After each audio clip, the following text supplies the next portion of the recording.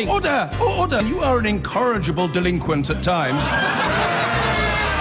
Behave yourself, man!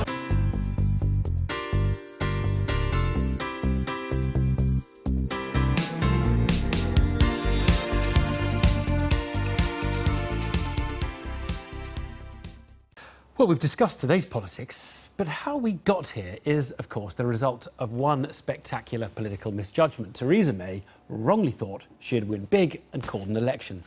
But in her defence, she was not alone. The mainstream media thought the same, as did most of the pollsters, the psephologists, most Tory and Labour MPs, the bookies, Uncle Tom Cobley and all.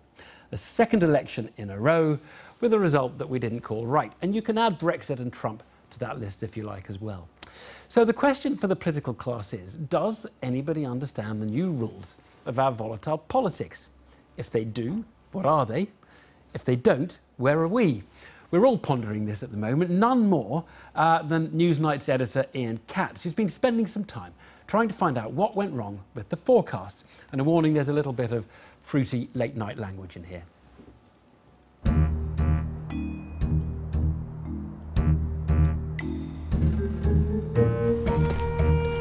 These are disorienting times for those of us in the business of covering and practicing politics. The old indicators don't seem to work anymore. Every election seems to bring another surprise. It's easy to feel a bit lost. It feels a bit like the instruments, the instincts we've used for decades to navigate the political landscape are broken or obsolete. Has politics changed in some profound way that many of us have yet to fully grasp? Or have we just been through a series of freak political storms that will soon blow over? For me, the challenge facing the media and political establishments was brought home rather brutally and quite literally by my 18-year-old daughter the morning after the election. Remind me what you told me the day after the election. I'm not going to believe anything you ever say about politics ever again because you've got everything wrong. Fortunately, I wasn't the only one feeling a little sheepish when Big Ben struck 10 p.m. on June the 8th. And what we're saying is the Conservatives are the largest party. Note, they don't have an overall majority at this stage. Oh, my jaw dropped. There was a little cry of despair and my head hit the table. I nearly swerved off the road. Were you driving at the time? I was driving at the time. You can't rule anything out in today's politics. When you've been wrong about something, it's always a good idea to go looking for someone who's been, well, wronger. When it comes to the 2017 election, the highly respected pollster Martin Boone got it spectacularly wrong. In its eve of election poll, his company, ICM, predicted a 12-point Tory win. That's 10 points more than they achieved. We were bamboozled by the turnout, which we predicted wouldn't happen in the way it did.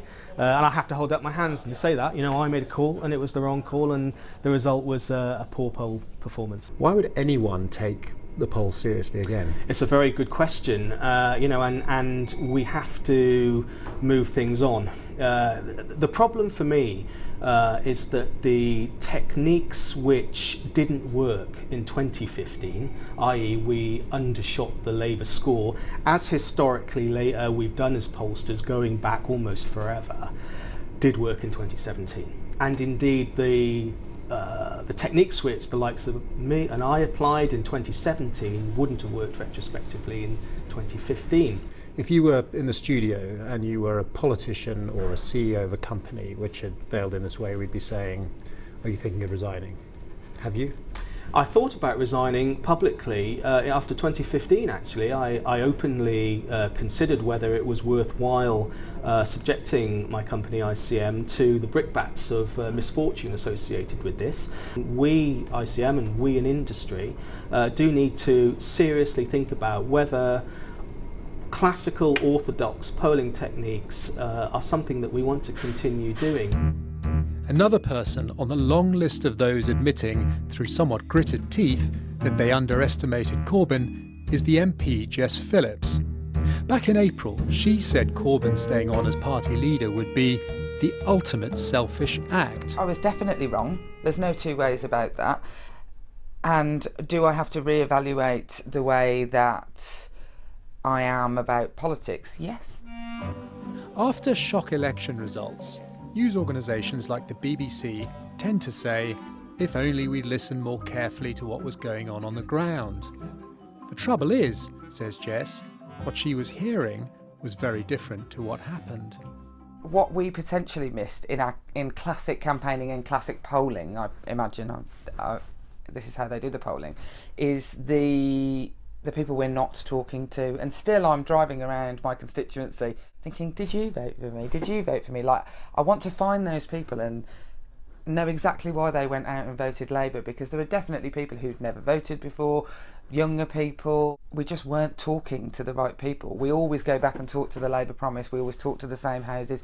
You talk to the people who vote. You wouldn't waste your time in an election campaign bothering with people who have no voting record. Someone who isn't reaching for the sackcloth and ashes just yet is ITV's political editor Robert Peston.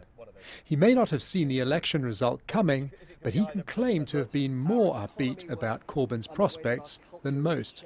The old rules have gone, and we've got to try and make sense of how politics works. And the truthful answer is that, you know, we're all feeling our way a bit. Millions and millions of people in rich countries are saying that the way things worked in the past cannot go on, that their interests are not being served by the establishment. Now, that doesn't mean that Jeremy Corbyn definitely becomes Prime Minister, but it absolutely means that the old rules are useless in making an assessment about whether he's going to be Prime Minister. Where were you when you heard the exit poll for last month's election? I was at home watching the election. Did you shed a little tear like Theresa May? No. The man who, perhaps more than any other, could claim to have divined the rules of modern politics was Tony Blair. His Tory successors, David Cameron and George Osborne, revered his political judgment so much they called him the Master. You've obviously reflected quite a lot over the last month on the election result. Was there anything about it which made you question what you thought you knew about politics? Yes, in the sense that, not just this election result, but Brexit, the Trump victory in the US, you know, what's happening all over Europe. Did you see any of the other two coming, by the way? No. So you've had 3 surprises. Yeah, I feel exactly. a little better. For most of my political life, I've been saying, I think this is the right way to go, and what's more, it's the only way to win an election. I have to qualify that now. I have to say, no, I think it's possible you end up with Jeremy Corbyn as Prime Minister. So you accept that he could possibly win on the platform I think he's on? you can't rule anything out in today's politics. But it doesn't stop me believing that if we deliver Brexit and at the same time are delivering the programme that he has at the moment, unreconstructed, unchanged, we will be in for a very, very difficult time as a country. I still believe the surest route is through the centre. But not the only way. But I think you can't say in today's politics, particularly if you've gone through 3 things, the election of Donald Trump, Brexit, Jeremy Corbyn doing so well, and if you're in my position, you haven't got those things right, you've got to accept it's possible that that programme wins. But no, I haven't changed my basic view, and why should I? Because it's what I believe. But that's the really interesting thing, is because the events of the last 2 years haven't challenged any of your beliefs. I mean, I find myself looking at some of these things thinking, gosh, I just don't know. I don't know what I thought I knew about politics. Right, but you don't. You come out thinking my beliefs still stand. You've got to distinguish between 2 separate things. One is accepting that there's something going on in politics that you didn't get and don't fully understand. We're completely on the same line with that. I agree. That's why I'm studying it very hard. The other thing is to work out what you believe in. Look, does the fact that the British people voted for Brexit mean that I think Brexit's right? No, I think it's a disastrous mistake for the country. Not everyone is flagellating themselves over getting yet another political event wrong. A few, like the columnist Rod Liddle, are feeling quite smug. When the election was called, he wrote that the result would probably leave us roughly where we were. I think the Westminster commentators got the Corbyn effect wrong. Don't believe that because you might think that Jeremy Corbyn is a jackass, that everybody in the country believes he's a jackass, because quite clearly they didn't, and they didn't up north either. A natural contrarian, Liddell's advice for reading modern politics starts with not following the herd. But even he admits his record isn't entirely unblemished. I got Brexit wrong. I thought that, much as I voted to leave, I thought that probably in the end we'd vote Remain. So, and most people thought that. So it's not. You got your own patch in Kent wrong too, didn't you? Yeah. My wife and I changed our votes so we could vote in Middlesbrough South and East Cleveland because we knew it was marginal, and we knew Canterbury was a safe seat for the Tories, so no point voting there. No, I got Canterbury wrong. Fucking students. Ah yes, those pesky students. Assuming they prefer to stay in watching Love Island than go out and vote is one reason we got caught out on June 8th. While he wasn't doing his finals at Nottingham University, Matt Turner was helping to run Evolve Politics, one of a handful of Corbyn-supporting websites that claim to have their fingers closer to the national pulse than the mainstream media. He's ventured into the heart of the beast to explain what he could see that we couldn't. Sites like ours, like the Canary and Evolve Politics, had our ear to the ground, and we kind of gave a more accurate reflection of what people were actually feeling. The same could probably be said for some of the new up-and-coming right-wing press sites. People have accused us of living in a bubble when we've accurately predicted the hung parliament. If anything, I think the roles have changed. Maybe 2 years ago when we just started, we were living in a Labour supporting bubble, but we're certainly not now. You know, the week before the election, we reached 17 million people on Facebook. We had over 1 million unique hits to our site. If anything, I think it's now the Westminster media who are living in that bubble. I'd never known an election where I saw such a gap between what was in newspapers and what people were talking about. I mean, you know, I spend way too much time on social media, but what people were talking about on social media. There's a whole debate going on social media in different forms of people interacting with each other, particularly young people, that really doesn't hit the mainstream media at all. So that's a lesson learned. So how should we navigate our way through this new political landscape? Acknowledging that we didn't see Jeremy Corbyn's success coming is not the same as saying that our coverage wasn't much good. In fact, there were lots of indications in Newsnight's reporting that he was doing much better than the polls suggested. The trouble is, when so many voices are saying the opposite, it's hard not to doubt the evidence in front of you. For example, getting these enormous crowds of enthusiastic people to come and listen to him. And, you know, you would routinely be told, but of course, that's not a representative sample, probably some of it's stage managed, and, you know, there are, you know, millions and millions of voters, and these are at best a couple of thousand. The enthusiasm he was generating was real, right? And yet, almost nobody believed it.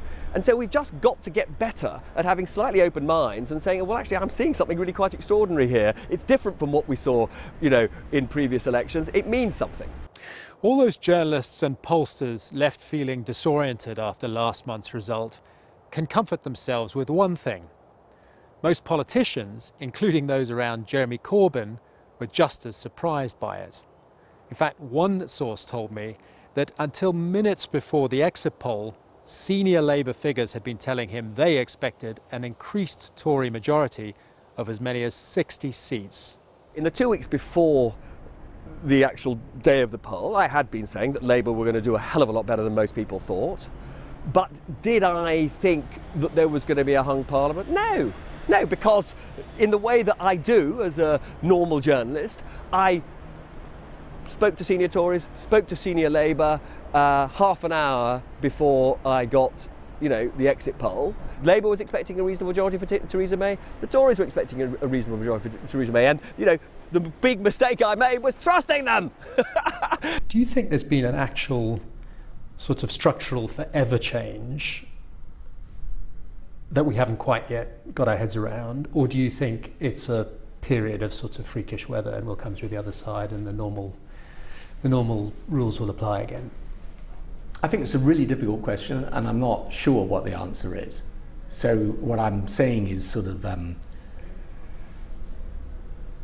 work in progress in terms of my thinking. First of all, I think social media, its interaction with a polarized, fragmented, divisive, partisan, conventional media is creating a very, very divided politics in which populism of left and right can gain a foothold very easily.